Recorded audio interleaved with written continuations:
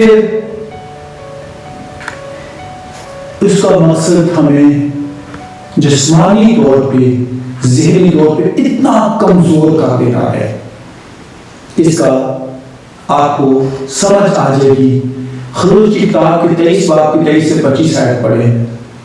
جب ہم خداوند کی عبادت کرتے ہیں وہ ہمارے روٹی پانی پہ برکت دیتا ہے، بیماریوں کو دور کرتا ہے، بھانس پن کو دور کر دیتا ہے، سارے ہمارے نیگیٹو حالات کو خداوند جلالی بنا دیتا ہے. اور یہ چیز ابلیس نہیں چاہتا کہ ہم آسمانی باپ کے پاس اس کے جلال میں چھپے رہیں. یہ نہیں چاہتا. عزیز میں بھائیوں، ابلیس کے اس ٹائم ٹارگٹ سے باہر آ کر خداوند کے جلال میں، اس کی حضوری میں، ادب میں ہم رہیں، تاکہ خداوند کے حضور روز روز ہم اس سے بات کرتے رہیں. جسمانی طور پہ ہوا کو کمزور کیا، اور آج کی ہوا جسمانی طور پہ اتنی کمزور ہو چکی ہے ہم اندازہ نہیں کر سکتے. بہت سارے اس کو مسائل ہیں، بھانس پن ہے. یہ اس لیے کہ وہ خدا کی حضوری سے بہت دور جا چکی ہے، خدا کے جلال سے بہت دور جا چکی ہے. اور اس کے پیچھے پہلا گناہ ہے اور وہ جھوٹ ہے. آدم موسٹ انسیٹسفائیڈ پرسن آن دا ارتھ، زمین پر سب سے زیادہ غیر مطمئن شخص آدم ہے. کیوں؟ اس کی حوث ہی ختم ہوتی ہے، اور یہ اس کے گناہ کا نتیجہ، اس جھوٹ کا نتیجہ ہے جس کے اندر وہ پھنس گیا تھا اور جس کو اس نے اپنی زندگی پہ حاوی کر لیا تھا. میرے عزیز بھائیوں، ہمیں اس بات کو جاننا اور سمجھنا ہے کہ ابلیس نے آدم اور حوا کو تو بہکا لیا تھا اور اپنے مقصد میں کامیاب ہو گیا. کہیں مجھے اور آپ کو بہکا کے اپنے مقصد میں کامیاب نہ ہو جائے. انسان کی کتاب اس کا 6 باب 16 سے 19 آیت کو جب ہم پڑھتے ہیں، یہاں پر بھی ایک سبق ہمیں ملتا ہے. 6 چیزیں ہیں جن سے خداوند کو نفرت ہے، جن سے بلکہ 7 ہیں جن سے اسے کراہیت ہے. اونچی آنکھیں، جھوٹی زبان، بے گناہ کا خون بہانے والے ہاتھ، برے منصوبے بنانے والا دل، شرارت کے لیے تیز رو قوم، جھوٹا گواہ جو دروغگوئی پیدا کرتا ہے اور جو بھائیوں میں نفاق ڈالتا ہے. یہ جھوٹی بات یہاں 2 دفعہ لکھی ہوئی ہے. بھائیوں میں نفاق ڈالتا ہے اور جھوٹی زبان ہے. میرے پہلے بہن بھائیوں، اس کا کیا مقصد ہے؟ اس کے پیچھے مقصد کیا ہے؟ نااتفاقی پیدا کرنا، نااتفاقی پیدا کرنا. اور نااتفاقی کے اسباب سے ہم خدا کے کلام کی نافرمانی کرتے ہیں. خدا کے کلام کی نافرمانی کرنے کے بعد ہم ان تمام نسلی برکات کو جو نسل در نسل باپ ابراہیم کی برکات خداوند یسوع مسیح میں پوری ہوتی ہیں، ہم اس کو چوک کر دیتے ہیں. اور پھر ہمارا کیا حال ہوتا ہے ہم خود جانتے ہیں. دوسرا سیول 13 باب کے اندر ایک سینیریو اسٹڈی ہے، ہم اس کو آج سیکھیں گے. داؤد کا بیٹا ابیسلوم، اس کی بہن تیمر، اس کا بھائی امنون، یہ 3 لوگوں کا ایک واقعہ ہے. اب ابیسلوم اور امنون کی دونوں کی معنی فرق ہے، باپ ایک ہے. ابیسلوم کی بہن تیمر ہے، اور امنون نے جھوٹ بول کر کہا کہ میں بیمار ہوں، میں دبلا ہو رہا ہوں. تو اس نے اپنی بہن کو اپنے پاس بلایا، اپنے باپ کی بیٹی کو اپنے پاس بلایا اور اس کے ساتھ بدی کی، گناہ کیا، زنا کری. میرے بہن بھائیوں، کتنے غم کی بات ہے اپنی ہی بہن کے ساتھ گناہ کرنا. اپنی بہن کے ساتھ بدی کرنا کتنے دکھ کی بات ہے. اور پھر اس کا رزلٹ کیا ہوا؟ سب سے پہلے اس نے 10 حکموں میں سے ایک حکم کو توڑا. تو ہم اس بات کو سیکھ رہے تھے. ایک اور ہم بات سیکھیں گے. دوسرا سیموئیل 13 باب کی پہلی آیت سے آگے کا پڑھتے ہیں. تو یہاں پر ابشالوم کا ذکر ہے، اس کے بھائی امنون کا ذکر ہے، اس کی بہن تمر کا ذکر ہے. عزیز بہن بھائیوں، اس سینیریو کو جب آپ غور سے سمجھتے ہیں، سیکھتے ہیں، تو امنون نے ایک بہانہ کیا، اور بہانہ بھی جھوٹ ہے. اور بہانہ کرنے کے بعد اس نے اپنی بہن کو بلایا، جو کہ غلط بات تھی، اور اس کے ساتھ اس نے بدی کی، زنا کیا، اس کی بے عزتی کی، اس کے ساتھ اس نے بہت برا بھلا کیا، اور پھر اس کو گھر سے نکال دیا. اور وہ بیچاری جو یہودی دستور کے مطابق کماری لڑکیاں رنگ برنگے کپڑے پہنتی تھی، وہ سر میں خاک اور راکھ ڈال کے اپنے باپ کے گھر میں گئی، اپنے بھائی کو بتایا. اب اس کا رزلٹ کیا ہوتا ہے؟ سب سے پہلی بات یہ کہ اس سارے سینیریو میں، اس جھوٹ کے سارے سینیریو میں کیا اس کو ملا؟ زناکاری، جو خروج 20 باب کی 14ویں آیت کو اس نے توڑا. 10 احکام کو توڑا، خدا کے احکام کی اس نے نفی کی، خدا کے احکام کو اس نے تہس نہس کر دیا. پھر بھائیوں کے اندر اتنی نفرت پیدا ہو گئی کہ بھائی بھائی سے جدا ہو گئے. یہ کس کا سبب ہے؟ جھوٹ. یہ کس کا سبب ہے؟ اس بات کا جس کے سبب سے ان کی زندگی میں ایک لعنت آ گئی، اور وہ جھوٹ کے سبب سے. کلام اقدس کہتا ہے، دیکھو کیسی اچھی اور خوشی کی بات ہے کہ بھائی بہن مل کر رہیں، بجائے اکٹھے رہنے کے، بجائے ایک جگہ جمع ہونے کے. اب وہ دونوں کہاں چلے گئے؟ علیحدہ ہو گئے ہیں. اس کی وجہ داؤد کی 2 بیویاں تھیں، بہت سے اس کی بیویاں تھیں. یہاں پہ 2 بیویاں کا ذکر ہے. ابشالوم کی ماں کا نام فرق ہے، امنون کی ماں کا فرق نام ہے. اور اس دنوں نے آپس میں ہی تفرقہ ڈال کے، جھوٹ پر مبنی تفرقہ ڈال کے ایک بہت بڑا گناہ کر بیٹھے، اور قتل، زنا، بدکاری، مکاری، چلاکی، بہت کچھ جو ہے ان کی زندگی میں آ کر انہوں نے ناپاک ہو گئے. پھر اعمال کی کتاب کے 5ویں باب میں جب ہم اس کو پورا پڑھتے ہیں تو اس کی پہلی 10 آیات کو جب ہم پڑھتے ہیں، یہاں پر حنانیہ اور سفیرہ کا ذکر ہے، جو خدا کے روح کے خلاف انہوں نے بات کی ہے. اور ایک بات یہاں پہ مجھے بڑی بھلے کی ملی ہے، وہ یہ ہے کہ جس روح سے وہ پیدا ہوئے، جس روح سے وہ تخلیق ہوئے، کیونکہ خدا نے آدم کو اپنے دم سے، اپنے خون سے پیدا کیا تھا، اور وہ جیتی جان ہوا تھا، اور انہوں نے پاک روح کے خلاف بات کی، پاک روح کی خلاف انہوں نے ایکا کیا. اور ایکا کرنے کے بعد جو پاک روح ہمیں زندگی دیتا ہے، جو پاک روح ہماری زندگی میں بڑے بڑے انوکھے کام کرتا ہے، کیونکہ زندہ کرنے والی تو روح ہے، جسم کچھ نہیں ہے. اور اس جسم سے ہم جب جھوٹ بولتے ہیں، اس جسم سے ہم جھوٹ بولتے ہیں، تو بیسیکلی ہم اپنی روح کو مارنے کے لیے تیار ہو جاتے ہیں. میرے عزیز بہن بھائیوں، پترس نے کہا کیا انہوں نے اتنے ہی کو زمین بیچی؟ انہوں نے کہا اتنے کو بیچی. تو پترس نے کہا کہ تیرا شوہر تو مر چکا ہے، اور اس کو دفنانے کفنانے کے لیے لوگ لے جا رہے ہیں، تھوڑی دیر میں تجھے بھی لے جائیں گے. تم نے کیوں خدا کے روح کے ساتھ ایک کر کے جھوٹ بولا ہے؟ میرے بہن بھائیوں، اس سارے واقعہ سے ہمیں سبق کیا ملتا ہے؟ سب سے پہلی بات، خدا کے پاک کے خلاف بات کرنا، خدا کے پاک کے خلاف جھوٹ بولنا، خدا کے کلام کے ساتھ جھوٹ بولنا، خدا باپ، خدا بیٹا، خدا پاک کے خلاف جھوٹ بولنا. اور پھر اگلی بات جو تھی ان کی زندگی میں وہ یہ تھی، ان کو اپنے مستقبل کا خوف تھا کہ تھوڑے پیسے رکھ لیتے ہیں، تھوڑے پیسے خدا کے حضور لے آتے ہیں، اپنا خود بچاؤ کرنا. جو کچھ ہم خدا کے حضور اقرار کرتے ہیں، ہم اپنی منت کو مانتے ہیں، اس کو جلدی ادا کرنے کی ضرورت ہے. خدا کے کلام میں بات لکھی ہے کہ پہلی بات یہ ہے تو منت ماننا.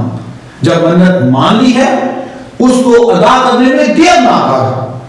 تو میرے پیارے بہن بھائیوں، فیوچر کا خوف جو ہے، جو مستقبل کا خوف ہے، یہ ہمیں کبھی کبھی موت کی طرف لے جاتا ہے، ہمیں خدا کی حضوری سے دور لے جاتا ہے، ہمیں خدا سے بہت دور لے جاتا ہے، اور ہمیں اس لیے فیوچر کا خوف کرنے کی ضرورت نہیں ہے۔ بلکہ متی کی انجیل کی 6 باب کی 26 آیت میں لکھا ہوا ہے، ہوا کے پرندوں کو دیکھو، نہ بوتے ہیں، نہ کاٹتے ہیں، نہ کوٹھریوں میں جمع کرتے ہیں، تو بھی تمہارا آسمانی باپ ان کو کھلاتا ہے، کیا تمہیں تمہاری قدر اس سے زیادہ نہیں ہے؟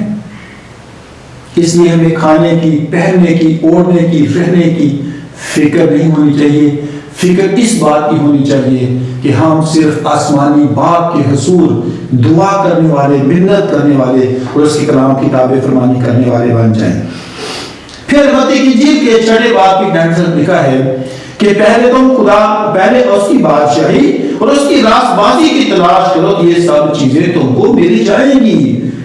سب چیزوں کو پانے کے لیے اس کی بادشاہی کی تلاش، اس کی راست بازی کی تلاش کرنے کی ہمیں ضرورت ہے۔ اور پھر 4 آیت میں لکھا ہے، کل کے لیے فکر نہ کرو، کیونکہ کل کا دن اپنے لیے آپ فکر کرے گا، اس لیے آج کے لیے آج ہی کا دکھ کافی ہے۔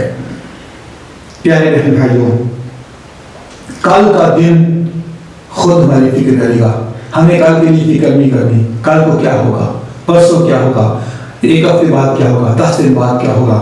خدا کے کلام میں بات لکھی ہوئی ہے، اگر حننیہ اور سفیرہ ایک کر کے جھوٹ نہ بولتے، موت کو نہ دیکھتے۔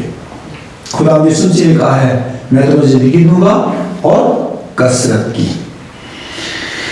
متی کی انجیل کے 26 باب کی 49-50 آیت میں لکھا ہے، فوراً اس نے یسوع کے پاس آ کر کہا، اے نبی سلام۔ تو اس کے بہت سے لیے یسوع نے سے کہا، میاں جس کام کو آیا ہے وہ تو کام لے۔ اس پر انہوں نے پاس آ کر یسوع پر ہاتھ ڈالا اور اس کو پکڑ لیا۔ میری پیارے بہن بھائیوں، یہودا اسکریوتی خداوند یسوع مسیح کو پکڑوانے والا جھوٹ بول کے، کیوں؟ اور اس نے ان وقت کے حاکموں کے ساتھ ایکا کیا اور ان کو خداوند یسوع مسیح کے بارے میں جو ایک زندگی کا منبع ہے اس کو خداوند یسوع مسیح کو پکڑوا دیا اور خداوند یسوع مسیح کو بیچ ڈالا 30 سکوں کی خاطر۔ اب اس کی وجہ کیا تھی؟ کیوں ابلیس اس کے اندر بس گیا تھا؟ متی کی انجیل 26 باب میں بات لکھی ہوئی ہے کہ ابلیس اس نے سما لیا تھا اور وہ خداوند یسوع مسیح کو پکڑنے کے راستے پہ تھا۔ وجہ کیا تھی کہ 26 باب میں ہی خداوند یسوع مسیح کا پسینہ گویا خون کی بوندیں بن بن کے ٹپکتا تھا۔ ابلیس نہیں چاہتا تھا کہ خداوند یسوع مسیح کو سلیب تک پہنچنے دے، اور یہودا اسکریوتی ایک اعلی کار بنا۔ وہ چاہتا تھا کہ یہ یہودی، یہ شرع کے عالم، وقت کے حاکم خداوند یسوع مسیح کو پکڑے اور صفاستی سے مٹا دے۔ نجات کے کام کی تکمیل کے لیے وہ رکاوٹ بننا چاہتا تھا۔ میرے بہن بھائیوں، اس کی وجہ ایک تھی، وہ لالچی آدمی تھا، وہ خزانچی تھا، پیسوں کی تھیلی اس کے پاس ہوتی تھی۔ اور یوحنا کی انجیل میں لکھا ہے 12 باب 6 آیت میں، اس نے اس لیے نہیں کہا تھا کہ اس کو غریبوں کی فکر تھی، بلکہ اس لیے کہ چور تھا، اور چونکہ اس کے پاس اس کی روپوں کی تھیلی ہوتی رہتی تھی اور جو کچھ اس میں پڑتا تھا نکال دیتا تھا۔ جھوٹا بھی تھا، چور بھی تھا، اس لیے اس نے خداوند یسوع مسیح کو سکوں کی خاطر بیچ دیا۔ 101 زبور کی 7ویں آیت میں لکھا ہے، دغا باز میرے گھر میں نہیں رہنے پائے گا۔ اور یہ دغا بازی کر کے، مکاری کر کے یہ خداوند یسوع مسیح کی حضوری سے باہر چلا گیا، اور دروغ میرے روبرو قیام نہ کرے گا۔ کیا وہ خداوند یسوع مسیح کے سامنے کھڑا ہو سکا دوبارہ؟ نہیں۔ پیارے بہن بھائیوں، اس کی زندگی کے اندر اتنا زیادہ مسئلے آ گئے کہ اگلا میں بتاؤں گا کہ اس نے کون سی موت مرا تھا۔ پھر ہر وہ بات جو ہمارے منہ سے نکلتی ہے ہمیں ناپاک کرتی ہے. ناپاکی، گندی باتیں، بری باتیں، جھوٹی باتیں، نفرت کی باتیں، لالچ کی باتیں ہمیں ناپاک کرتی ہیں. اور ان ساری باتوں میں ایک چیز یہ بھی ہے کہ جھوٹ بولنا، گپے ہانکنا، فضول وقت ضائع کرنا. اب جب یہودا اسکریوطی نے خداوند یسوع مسیح کو پکڑوایا 30 سکوں کا تک اس کو حاصل کیا ہوا، یہ بات آپ ہم سیکھیں گے. میرے پیارے بہن بھائیوں، 27 باب 3 سے 8 تک لکھا ہے، جب اس نے پکڑوانے والے یہودا نے یہ دیکھا کہ وہ مجرم ٹھہرایا گیا تو پچھتایا اور 30 سکے سردار کاہنوں اور بزرگوں کے پاس واپس لا کر کہا، میں نے گناہ کیا، میں بے قصور کے قتل کے لیے پکڑایا گیا، میں نے اس کو پکڑایا. انہوں نے کہا، بس ہمیں کیا، تو جان. اور پاؤں کو مقدس میں پھینک کر چلا گیا اور جا کر اپنے آپ کو پھانسی دی. یہاں پہ 2 باتیں ہم سیکھیں گے. اس نے صرف پچھتایا، توبہ نہیں کی، اقرار نہیں کیا، اور پھر جا کر اپنے آپ کو اس نے موت کے گھاٹ اتار لیا. نہ صرف وہ روحانی طور پر مرا، جسمانی طور پر بھی اس نے ہلاکت کی موت کو اپنے اوپر لے کر مر گیا. یہ بڑی خطرناک بات ہے. اگر یہودا اسکریوطی توبہ کر لیتا، خداوند یسوع مسیح کے پاس آ جاتا، کبھی پھانسی نہ لیتا. ایسی موت جو انسان کو بہت دور لے جاتی ہے وہ اس نے حاصل کی. اور سزا کا ہم نے اس نے کیا کیا؟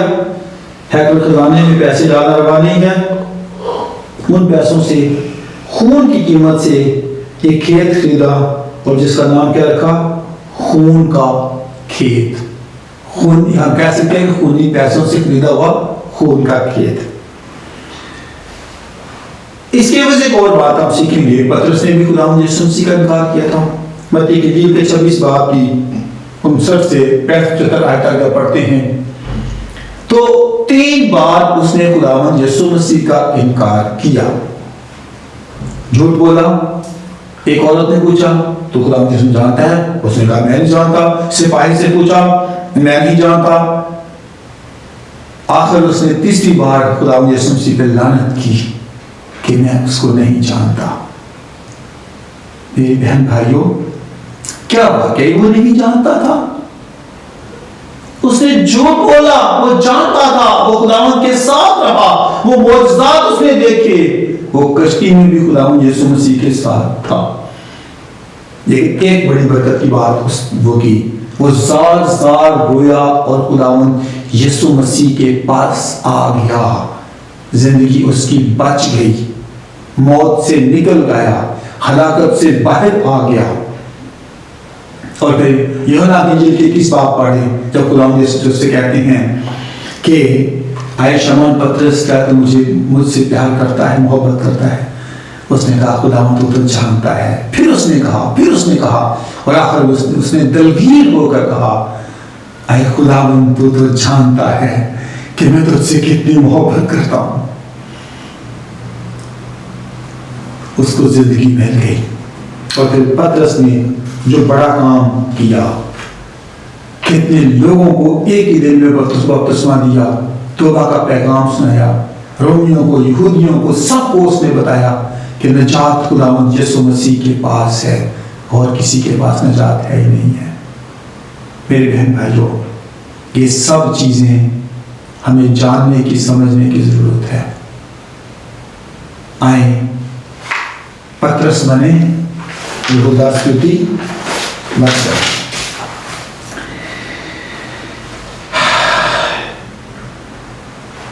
مکاشفہ 21 باب کے 8 آیت میں لکھا ہے، وہ اس دن بے ایمان، گناہ کام کرنے والے، خونی، حرام کار، جادوگر، بت پرست اور سب جھوٹوں کا حصہ آگ اور گندک کی جھیل ہوگا. یہ ایوارڈ ہے جھوٹ بولنے والوں کا.